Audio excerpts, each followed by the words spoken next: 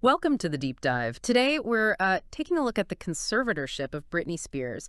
It's a story that really gripped everyone and honestly brought up some pretty big questions. It really did. And for this, we're mainly drawing on the big Wikipedia article covering the case. It does a good job laying out the timeline, almost 14 years that this whole legal thing was going on. Exactly. And what we want to do today for you listening is maybe dig a bit deeper than just the dates. We want to get into the key moments, the big arguments, and what kind of impact this very public, very unusual situation has had. Okay, so maybe start at the beginning, back in 2008. Right. So February 1st, 2008, that's when Judge Reva Goetz decided Britney Spears needed to be placed under an involuntary conservatorship. Involuntary. Okay. Yeah. And initially, the conservators were her father, Jamie Spears, and an attorney, Andrew M. Wallet. This whole setup stayed in place until November 12th, 2021, like you said, almost 14 years. Wow, nearly 14 years. That's a huge chunk of someone's life. And the official reason given was serious concerns about her mental health, right? After she had that involuntary psychiatric hold in January 2008. But here's the thing, the really interesting part, it was apparently only supposed to last a few days at first. Very short term. Just days. And it became permanent. How does that happen so fast? Well, that's one of the big questions, isn't it? How something temporary ramps up to permanent, seemingly overriding her own wishes. It kind of speaks to how these things can potentially bypass someone's rights if you're not careful. Absolutely. And almost right out of the gate, the way it was managed, you had Jamie Spears, Andrew Wallet, and then her former business manager, Lou M. Taylor. That structure itself started causing controversy, didn't it? Oh, immediately. Yeah. Yeah, you can just imagine that people were starting to ask, what's really going on here? What are the motivations? Who's really in control? And Britney tried to fight back, legally speaking. She did, yeah, pretty quickly. She tried to hire her own lawyers. First, Adam Streisand, then John Erdely. But the court basically said no. Said she couldn't. Why? They determined she lacked the capacity to hire her own counsel. That's the legal term they used. It means they decided she couldn't, understand or make rational decisions about her legal situation. Wow. So she couldn't even pick her own lawyer. Nope. So the court appointed one for her, Samuel D. Ingham III. Just think about that, not being able to choose who represents you legally. So the temporary thing got extended. It was extended, and then by October 2008, they made it permanent. The stated reason was to protect her from undue influence. Undue influence. Okay, so pressure, manipulation, that kind of thing. Exactly. That's the idea. But, while they framed it as protection, taking away someone's autonomy like that, it's a huge step. Yeah. You have to ask, what were the checks and balances to make sure that protection didn't just become, control? Right, and we even heard from Britney herself early on that she wasn't happy. That 2008 documentary, Britney, for the record. Oh, yeah. She is pretty open in that. He said she felt trapped, like her life was just repeating itself, like Groundhog Day. That's a really important piece, seeing her perspective right from the start. It wasn't something she just accepted, even then. Makes you wonder how much her feelings were actually considered as this thing dragged on for years. Definitely. It raises questions about how the system listened or didn't listen to the person it was supposed to be protecting. Okay, so that sets up the initial situation. Let's talk about the years that followed, say 2009 up to about 2018. That's a long stretch under conservatorship. Things must have kept happening, concerns must have been growing. Oh, for sure. That decade saw a lot of legal stuff going on.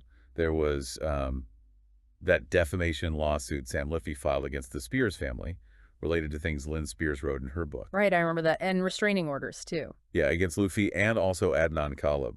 So legal battles were definitely a feature. And wasn't this around the time fans started getting worried? Like really early on, maybe 2009 or so? Yes, exactly. You started seeing discussions pop up online.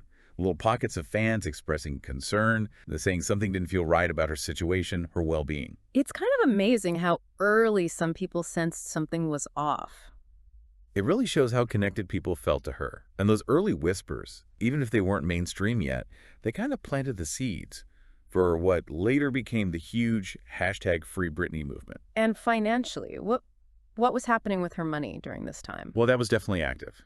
Reports surfaced that by March 2009, something like over $2.7 million of Britney's money had already been spent on lawyers since it started. Wow, $2.7 million. Yeah, and there were reports Jamie's monthly pay from the conservatorship increased too. Plus, there was a lawsuit with brand sense partners about perfume licensing deals. So the financial side was constantly being managed or maybe contested. And the conservator of the estate, that's the person handling the money, right? So that gives you a peek into how her wealth was being controlled. hmm And the finances became a huge point of argument later on. Understandably, all that money involved, who was getting paid, besides Britney herself. It definitely raised eyebrows. Professionally, though, she was still incredibly busy. Oh, massively. Yeah. She put out the Femme Fajada album. She got engaged to Jason Trawick. He even became a co-conservator for a bit of her person. Oh, right. Not the estate, but her personal life decisions. Exactly. And she was a judge on the X Factor. But alongside that, you had these claims, like from Louise Walsh, another judge, suggesting she was heavily medicated during the show. Heavily medicated, that's concerning. It is. It makes you question her autonomy again, where these big professional commitments, things she was really choosing freely with full understanding. How much were her decisions actually her decisions? But despite those background worries, her career just kept going strong. She had that massive Vegas residency, Britney, Piece of Me. Hugely successful. Yeah. And the Glory album, an international tour. It almost seems like a contradiction, doesn't it? Totally. How can someone be so successful professionally, pulling off huge tours and residencies, but supposedly need this level of legal control over their life? That's the core tension right there. That discrepancy really fueled a lot of the questions about whether the conservatorship was still necessary or if it ever truly was to that extent. And then things shifted a bit. Around 2018, there were reports Jamie was actually thinking about ending it. Yeah, there were murmurs about that. And then she announced a new Vegas show, Britney, Domination. But almost as soon as it was announced, it got postponed. Why? What happened? The official reason given was Jamie's health problems. He had a serious illness. But following that postponement, Jamie became the sole conservator of her finances again. Wallet had resigned earlier.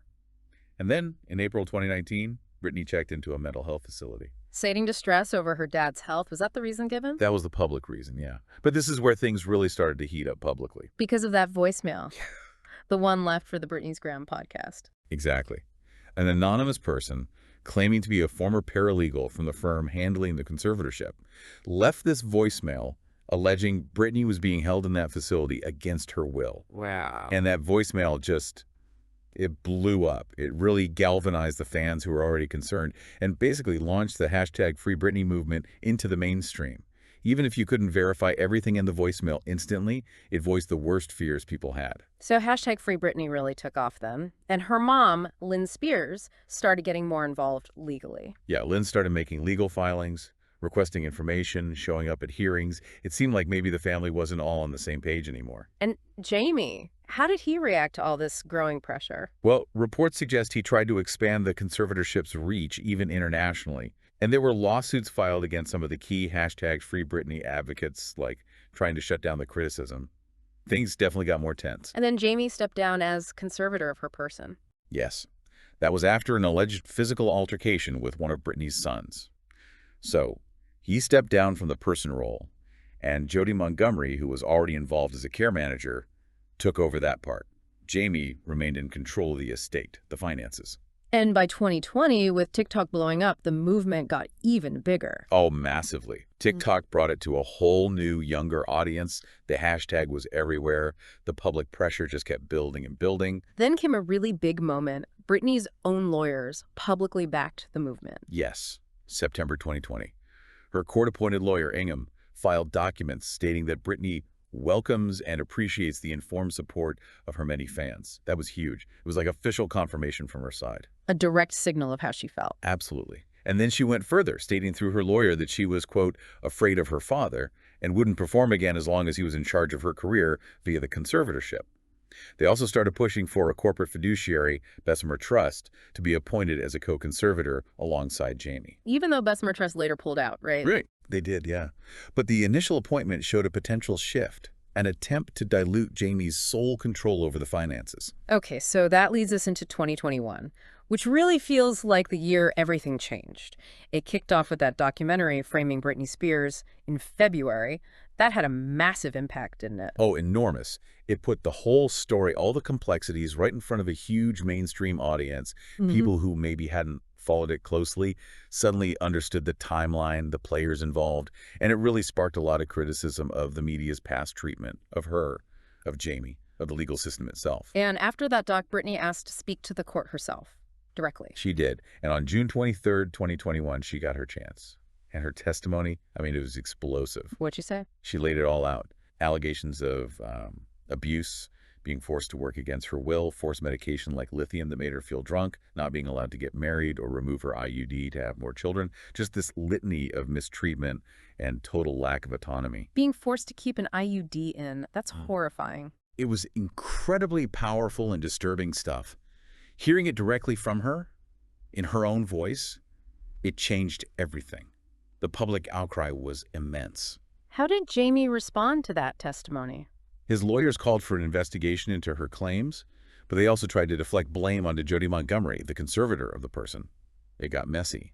And then Bessemer Trust, that company set to become co-conservator, they pulled out, saying things had changed too much after her testimony. And didn't they stop the audio stream of the court hearings after that? Yeah, because someone illegally recorded and leaked part of her testimony.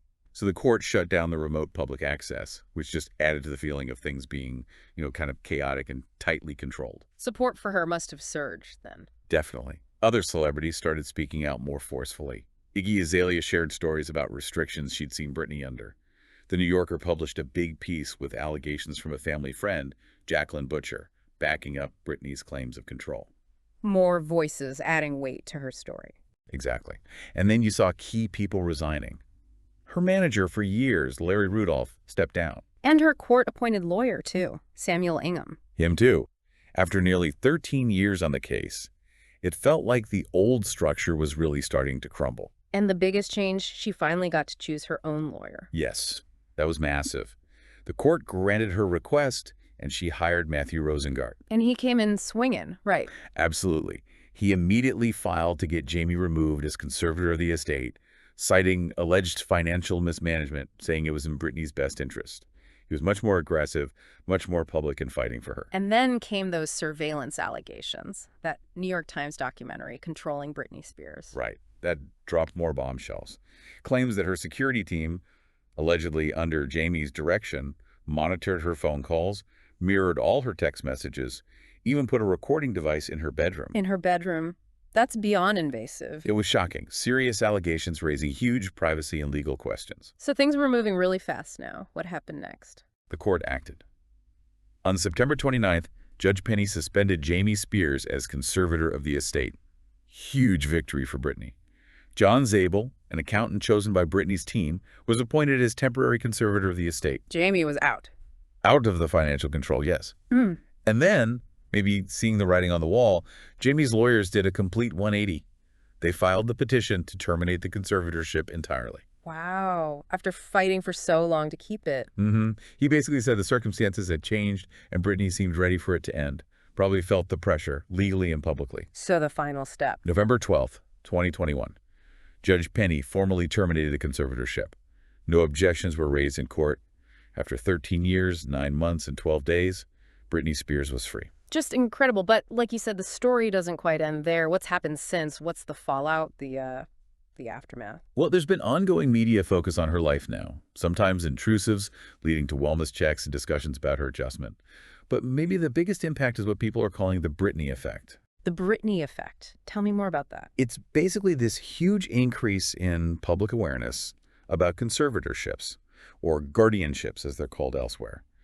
Her case really shone a light on how these systems can potentially be misused, how hard they can be to get out of, and how sometimes there isn't enough oversight. It definitely made a lot of people aware of a legal tool they probably hadn't thought much about, and it's actually led to legal changes. It has, yeah, both state and federal level. California passed the #FreeBritney bill, which aims to, scrutinize financial conflicts of interest more and make easier for conservatees to end the arrangement. Okay. And federally, there's been the FRE Act proposed, plus Senate hearings looking into potential reforms to prevent abuse in these systems nationwide. Yeah. Her case really spurred lawmakers into action. What about her family? How have they reacted since it ended? Must be complicated. Very. You've got different viewpoints. Kevin Federline, her ex, and their son Jaden gave an interview saying they felt the conservatorship probably saved her initially. Jamie, her dad, has continued to defend his actions, saying he did everything with her best interests at heart, protecting her. Even Jason Trollock, her former fiancé, has sort of said she needed guidance back then. So no single viewpoint from the family. And the hashtag Free Britney movement, their role seems undeniable. Absolutely crucial. They kept the story alive, pressured the system, offered massive support to Britney, and she's thanked them publicly, very emotionally, acknowledging how much their support meant. It was a real testament to grassroots activism. Yeah, it's amazing how many people got involved, regular fans, celebrities, lawmakers. It became this huge cause, and all the documentaries and shows about it have kept it in the public eye, too. Definitely. Those media deep dives have helped people understand the nuts and bolts of the case, the controversies, and just kept the conversation going. So wrapping this all up, the Britney Spears conservatorship, it was clearly incredibly complex, lasted way longer than anyone might have expected, and had huge effects, both personally for her and publicly. It really forced a conversation about rights, mental health, and how conservatorships can go wrong. Exactly. Which leads us to the big question, maybe for you listening to think about. Considering everything that happened, all the attention, the laws starting to change, what do you think still needs to happen? What are the challenges that remain, and what reforms are still needed to make sure people under conservatorships are truly protected and situations like this don't happen again? That's a really important thought to leave people with. It's clear this story has ramifications far beyond just one celebrity.